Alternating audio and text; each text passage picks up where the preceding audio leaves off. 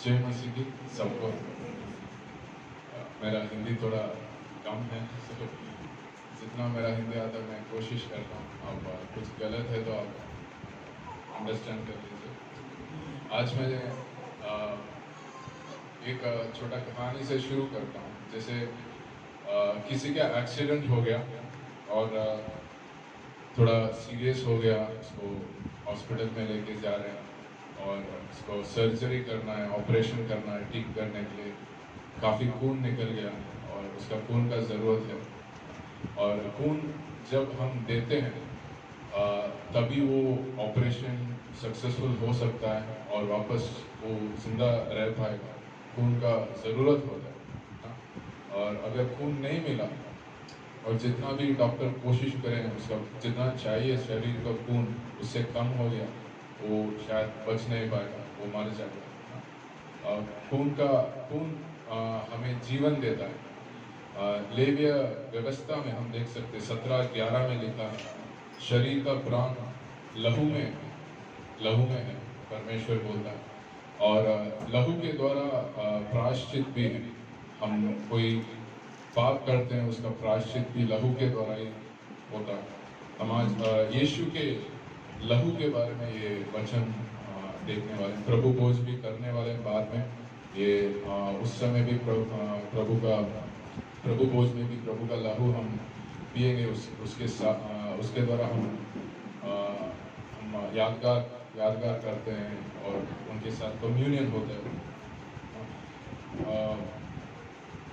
हम सबका शरीर में 5 से 6 लीटर का खून ज़रूरी होता है नॉर्मली। और पुराना नियम में हम देख सकते हैं कि जब कोई पाप करता है वो मंदिर में आता है और याजक कुछ बलिदान चढ़ाता है, कोई जानवर का, जैसे भेड़ है, बकरी है। और उनका पाप माफ़ी होता है, नहीं तो कवर होता है। और वो सब इसीलिए किए थे, एक आगे मसीह आने वाले हैं। और जैसे वो जानवर हमारे लिए मरे हैं, मसीह हमारे लिए, हमारा पापों के लिए मरने वाले हैं, अपना खून बहाने वाले हैं हमारा पाप को क्षमा करने के लिए। वो दिखाने के लिए वो सब हो रहा था। अगर ऐसा जानवर का खून में इतना ताकत है हमारा पाप को कवर कर सकते, तो जो यीशु मसीह है जिसके अंदर कोई पाप नहीं है, परमेश्वर है, उनका खून में कितना ताकत होगा हमारा पाप को क्षमा करने के लिए। ना? वो बिना पाप का है, वो परमेश्वर है, उनका खून में ताकत है। ना? हम 4-5 चीज़ देखेंगे परमेश्वर का, यीशु मसीह का लहू से हम क्या पाए हैं। पहला है हमें हमारा पाप मिट गया है, हमारा पाप का क्षमा हुआ है। और कोई चीज़ हमारा पाप को क्षमा नहीं कर सकता। हम काफ़ी चीज़ कर सकते हैं, हम व्रत रख सकते हैं, हम ज्ञान बढ़ा सकते हैं, हम बहुत दूर कोई मंदिर जा सकते हैं, काफ़ी चीज़ हम कर सकते हैं। मगर वो सब शारीरिक द्वार का कार्य होता है, मगर उसका कोई क्षमता नहीं है हमारा पाप को मिटाने के लिए। और कोई भी रास्ता नहीं था हमारा पाप मिटाने के लिए, इसलिए यीशु मसीह हमारे लिए मरना पड़ा। वो मरा, गाड़ा गया, फिर वापस जिंदा हुआ। इब्रानियों 9:22 में भी हम देख सकते हैं, बिना लहू बहाए पाप का क्षमा नहीं है। बिना लहू बहाए पाप का क्षमा नहीं है।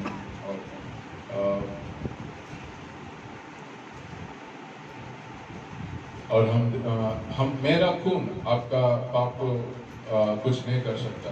मेरा अंदर भी पाप है, हम सबका अंदर पाप है। रोमियो का 3 में हम देख सकते हैं, कोई भी इस दुनिया में बिना पाप का नहीं है।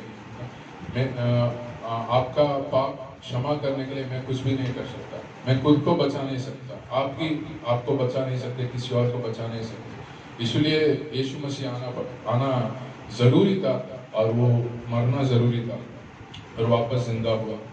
और कोई रास्ता नहीं था। और हम मत्ती 26 में देख सकते 26-28 में एक नया वाचा दिया परमेश्वर ने, खून के द्वारा, ब्लड कॉवेनेंट बोलते हैं, खून के द्वारा उन्होंने वाचा दिया। क्योंकि ये वाचा का मेरा वो लहू है जो बहुतों के लिए पापों के क्षमा के निर्मित बहाया जाता है। तो परमेश्वर अपना खून बहाया क्रूस पे, उन्होंने मरा हमारे लिए। जब खून निकल गया उनका शरीर से, उनका मौत हुआ, उन्होंने मरा हमारे लिए, और उसके द्वारा ही हमारा पाप मिटा है, उसके द्वारा ही हमारा पाप क्षमा हुआ है। दूसरा, हम परमेश्वर और हमारे बीच में पहले शांति नहीं था, हम परमेश्वर के पास जा नहीं सकते थे। अभी परमेश्वर का, यीशु का लहू के द्वारा हम परमेश्वर के पास जा सकते हैं, और परमेश्वर और हमारे बीच में शांति है। रोमियो का 5 और 1-2 में हम देख सकते हैं, हम विश्वास के द्वारा धर्मी ठहरे। और ये विश्वास कैसे आया? जब यीशु अपना खून बहाया, यीशु हमारे लिए मरा, तभी उसके ऊपर ही हम उनका मरने और वापस जी उठने में हम विश्वास कर रहे हैं। अगर उन्होंने मरे नहीं, अगर उनका खून नहीं बहाया, हम किस चीज़ के ऊपर विश्वास कर सकते? तो उन्होंने खून बहाया, उसके ऊपर हम विश्वास करते हैं, और उसके द्वारा हम धर्मी ठहराए गए। और इब्रानियों 9 में हम देख सकते हैं, उसमें अच्छा वर्णन दिया हुआ है एक तंबू के बारे में। पुराना नियम में मूसा का परमेश्वर ने बोला तंबू बनाने के लिए, उसका अलग अलग डायमेंशंस कैसे बनाने हैं पूरा तरीके से बताया है। उसमें बाहर का एक एरिया होता है, फिर अंदर पवित्र स्थान होता है, फिर उसके अंदर और परम पवित्र स्थान होते हैं। पवित्र स्थान में याजक लोग जाके कार्य कर सकते, सेवा कर सकते, मगर परम पवित्र स्थान में सिर्फ महायाजक ही जा सकते, और वो भी साल में एक बार ही जा सकते। और परम पवित्र स्थान में ही परमेश्वर का मौजूद है, उनका महिमा है। और वो महायाजक जाने से पहले अपने लिए और इस्राएल का लोग के लिए उन्होंने बलिदान देके फिर वो जा सकते। अगर उसमें कोई बलिदान सही नहीं था, उनका मन सही नहीं है, तो वो अगर अंदर जाएंगे वो मर जाएंगे। और अब देखिए, काफ़ी क्या बोल सकते हैं, 1000 अलग अलग याजकों होते हैं, उसमें एक ही महायाजक होता है, और वो महायाजक एक साल में एक ही बार परमेश्वर का मौजूद में जा सकता है, परम पवित्र स्थान में। ऐसा हमारा एक्सेस, हमारा पहुंच था। अभी यीशु का लहू के द्वारा हम कभी भी जा सकते, कभी भी हम प्रार्थना कर सकते, कभी भी यीशु को बुला सकते, हम कभी भी अभी क्या बोल रहे हैं, जहाँ पे 2 और 3 लोग हैं, हम मिलते हैं, हम यीशु को जो विश्वास करते हैं हम मिलते हैं, उधर उनका मौजूद है। ये कैसे आया है? यीशु मसीह का लहू के द्वारा हमें ये शांति मिला और परमेश्वर के साथ एक्सेस, पहुंच मिला। अभी हम इब्रानियों 10:19 में कह रहे हैं कि हम बहुत कॉन्फिडेंटली जा सकते हैं। वो पवित्र स्थान और परम पवित्र स्थान के बीच में एक पर्दा होता था। वो पर्दा जैसे यीशु मसीह मरा, उस समय वो पर्दा पूरा फट गया, वो स्वर्गदूत ने फाटा, ताकि उसमें दिखा रहा था अभी आप लोग जा सकते हैं। यीशु मसीह आपका पाप के लिए मर चुके हैं, आपका पाप क्षमा होने का रास्ता बन गया। अभी आप लोग परम पवित्र स्थान में डायरेक्टली मसीह के मतलब गॉड के पास, परमेश्वर के पास आप खुद जा सकते हैं। और तीसरा, हमारा एक नया जीवन है, नया जीवन मिला, हम नया बन गए, हम पुराना नहीं है।